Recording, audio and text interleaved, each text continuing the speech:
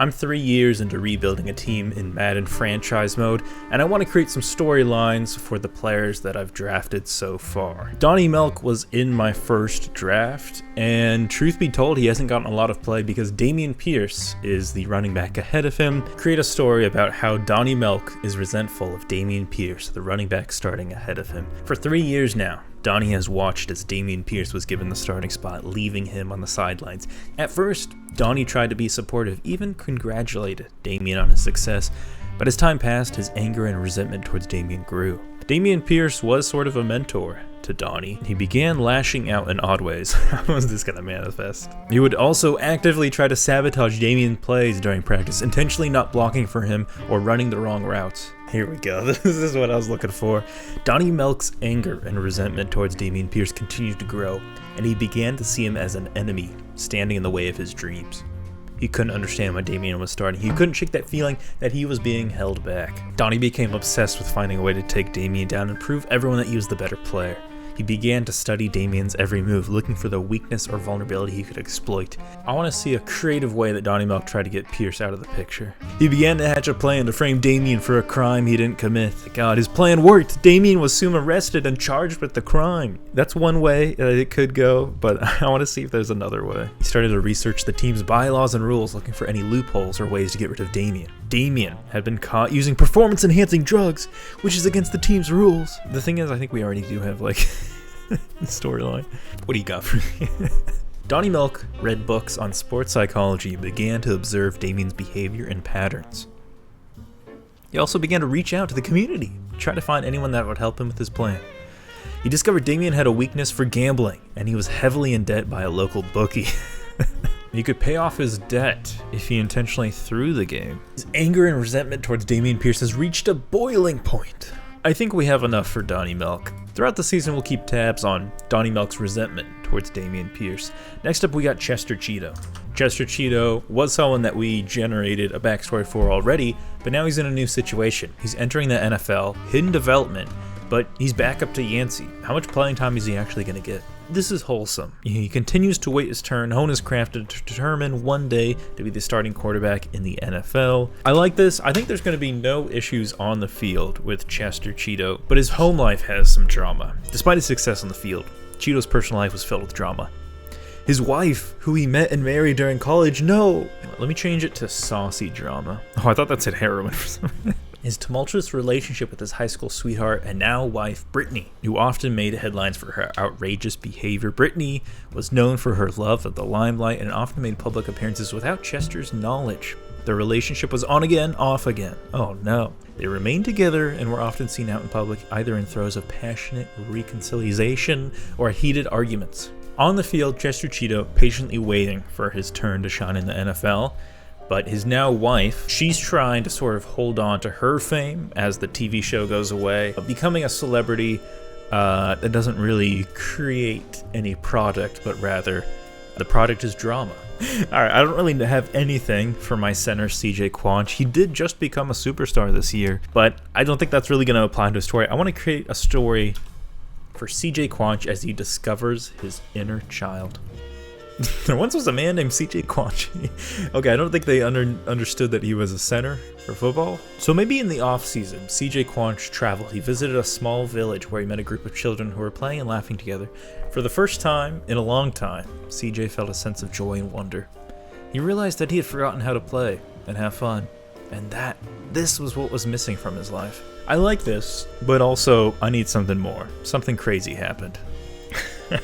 As the day passed, an extraordinary thing happened. CJ began to shrink in size until he was the same size as the children he was playing with. At first he was shocked and afraid, but he soon realized this was an incredible opportunity to fully embrace his inner child and live out his playful nature. This is what I was looking for. The shortest you can go is 5'5", so I'm going to change CJ Quanch to 5'5", and then I'm going to make him the youngest he can be, which may be 19 or 20. CJ Quanch has become as childlike as you possibly can. Whatever happened to that small village, it's drastically changed him. So we'll see how the Superstar Center performs now that that's happened. Create a realistic story with one big twist for Jean-Paul Consommé, who recently came into some wealth. Terrible, terrible. The ending is he finally found true happiness and fulfillment in giving back and making a difference in the lives of others. No, the real killer was none other than his own lawyer who would orchestrate the method to gain access to the fortune himself. This can't really apply, Jean-Paul, I'm sorry. Too many requests in 1 hour, try again. No. Life was good for the Consommé family. Jean-Paul felt like he had truly made it. However, as the months passed, Jean-Paul began to notice some strange behavior from his wife and children. They became distant and cold, and Jean-Paul couldn't understand why. One evening, while out to dinner with his wife, she revealed the truth. She had never loved Jean-Paul and only married him for his money, now that he had made the NFL. She had also convinced the children to go along with the plan, and they too had been waiting for the right moment to turn on Jean-Paul. I mean, yeah, he's still going to be wealthy, but his family was a complete fraud. Yo, that's crazy. Oh, how did she convince his kids? Also, how old is Jean-Paul? How old are his kids? Papa, we don't actually like you. You are stinky, Jean-Paul. Create a story from Matt Blanket, the tight end, who learns something he shouldn't have about Dr. Freakio. As he wandered around, he stumbled upon a door that he had never seen before. Being curious, he decided to open it and see what was inside. As he walked in, he found himself in Dr. Freakio's laboratory. He was shocked by all the strange equipment and chemicals scattered around the room, and even more surprised when he saw a man in the lab coat working on something in the corner. It was Dr. Freakio. What are you doing here, Matt? Oh, jeez, I'm sorry. I was just curious what you were doing, Matt replied. Dr. Freakio paused for a moment, responding, "Fine. I'll show you what I'm working on, but you have to promise not to tell anyone about it." Dr. Freakio revealed that he was working on a performance-enhancing drug for the team. Matt was horrified. He left the laboratory and reported what he'd seen to the team's management. "I am the management. You don't want to know what's in the Gatorade, Matt Blanket." Well, ignoring the ending of this story, this is perfect. When this storyline comes up, I think I'm going to have a creative way in which Matt Blanket is going to obtain some skills and maybe some negative effects. Once upon a time, in a land far, far away, there lived a young tight end named Gerg Tater. He was known throughout the land for his love of a good toke. I don't know if Gerg Tater really has a story per se, but each time he makes a play, I'll try to make up on the spot some sort of new strain of marijuana that he's smoking that game. Create a new story for tight end Marjan Slide and his weird mind. I don't know what it's going to do with this. He has a wild and unpredictable mind that seems to operate on his own set of rules. Marjan was in a league of his own. Marjan couldn't help but think it was his weird mind that is his greatest asset all along. It didn't really do anything with this. He just says, wow, he has a weird mind. Marjan Slide isn't like the other boys. He has a peculiar mind that operates on its own wavelength. I like using AI as well because I feel more comfortable making changes to these players. Like CJ Quanch shrinks to a child, so I feel like it's alright because I didn't come up with it to make him 5'5" and also lower his age to like 20 years old.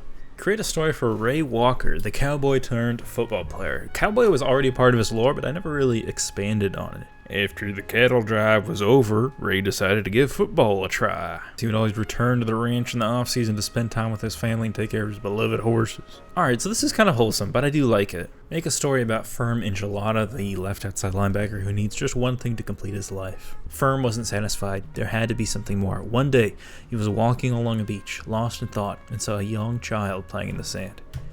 Where's this going? Too many requests, come on! Make a story about Black Awuga. Left outside linebacker, he's trying to make the team with us, and he has a secret. After months of hard work, Black finally stumbled upon his secret weapon. He discovered that if he mastered the art of Awuga, a powerful and elusive move, he would be able to outplay his opponents and make the team. This is like Rex Kwon Do, like naming a type of martial arts after yourself. He practiced Awuga in secret away from the prying eyes of other players.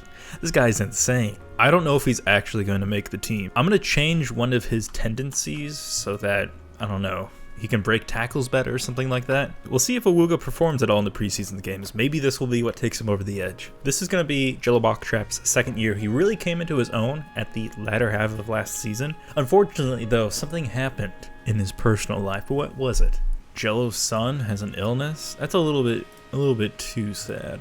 He discovered he had the ability to transform into a giant rubber ball. You know, unfortunately, I don't think Madden has the technology to do that. Jello heard a strange noise coming from his backyard. Curious, he went to investigate, and was shocked to find a talking dog standing at the edge of his property. The dog introduced himself as LB. And he was an inventor just like Jello. Is this like an Air Bud situation? There's a whole genre of talking dog movies. So I'm just gonna say Jello Boxtrap is living in one. Alright, a pretty generic story. But let's add something massive to the story.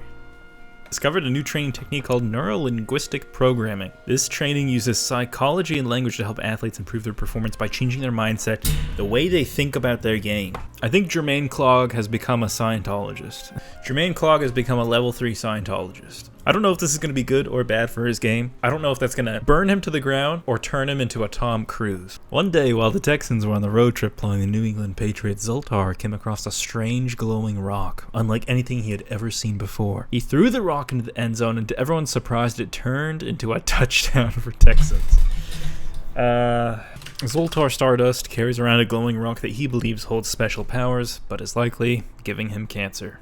Create a story for up-and-coming star DT Tub Custard, who has big plans for his 3rd year, but something gets in the way. Something super cringy and sussy gets in the way.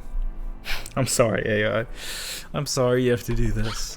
DT was hit by a mysterious illness that left him weak. He wasn't gonna let something super sussy illness ruin it.